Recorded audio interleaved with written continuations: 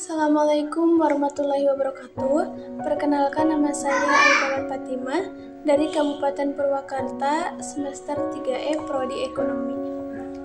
Di sini saya akan menjelaskan mengenai mata kuliah MSDM, yaitu materinya tentang pengujian dan seleksi karyawan.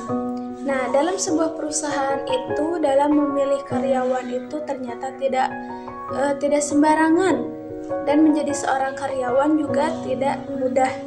Nah, dalam memilih karyawan kita juga harus butuh penyeleksian dulu atau pengetesan dulu.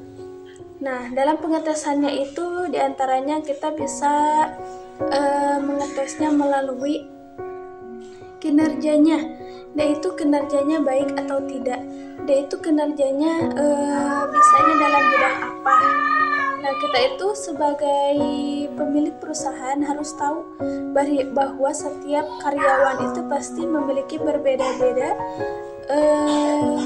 kebiasaan dalam kinerjanya atau kebiasaan dalam kinerjanya atau kemampuannya. Nah, dalam kemampuannya dalam bekerja itu kan berbeda-beda. Nah, sebagai seorang yang mengatur perusahaannya, kita itu harus tahu bahwa setiap dalam memilih karyawan itu, dalam penyeleksiannya itu harus apa aja. Mungkin diantaranya kita bisa mengetesnya, yaitu dengan yang tadi saya sebutkan, yaitu dengan kinerjanya. IQ-nya itu bagaimana, dan EQ-nya itu bagaimana, dan juga kemampuannya dalam bidang apa dan sampai mana. Jadi kita itu harus tahu. Nah, sangat penting sekali dalam penyeleksian karyawan ini, karena setiap perusahaan pasti ingin memiliki karyawan yang memang sangat profesional atau memiliki karyawan yang hebat-hebat dan memiliki karyawan yang sangat bisa dalam segala hal bidang apapun. Dan juga dalam di sini ada 3 alasan untuk karyawan yang tepat. Yang pertama ada kinerja, yang sudah tadi saya jelaskan. Yang kedua ada yaitu dalam kinerja itu bisa diambil dari prestasinya. Yaitu yang kedua dalam biaya merekrut dan mempekerjakan.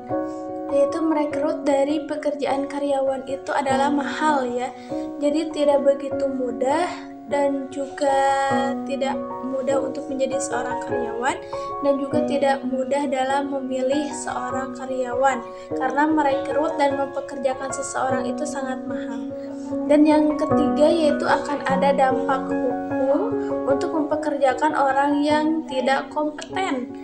Jadi bagi orang yang tidak kompeten atau bukan mahir dalam bidangnya, maka akan ada dampak hukumnya dalam pekerjaannya.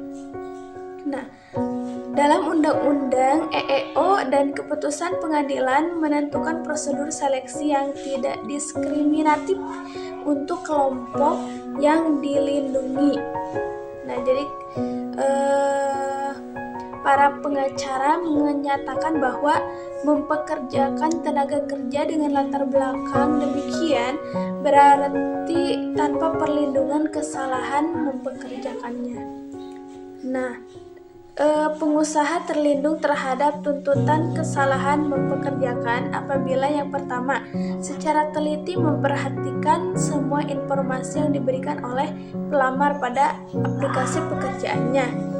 Lalu yang kedua, dapatkanlah otoritas tertulis dari si pelamar untuk pemeriksaan referensi dan secara teliti memeriksa referensi.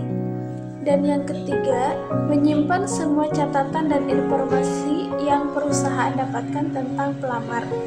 Dan yang keempat, menolak pelamar yang memuat pernyataan palsu atau yang memiliki catatan hukum untuk pelanggaran yang langsung berhubungan dengan pekerjaan tersebut. Yang kelima, ingatlah kebutuhan untuk menyeimbangkan hak privasi pelamar sehingga hal yang perlu diketahui. Dan yang terakhir yaitu menerapkan tindakan disiplin segera setelah masalahnya berkembang. Nah, jadi sebagai seorang yang memiliki perusahaan juga harus tahu tentang si pelamarnya.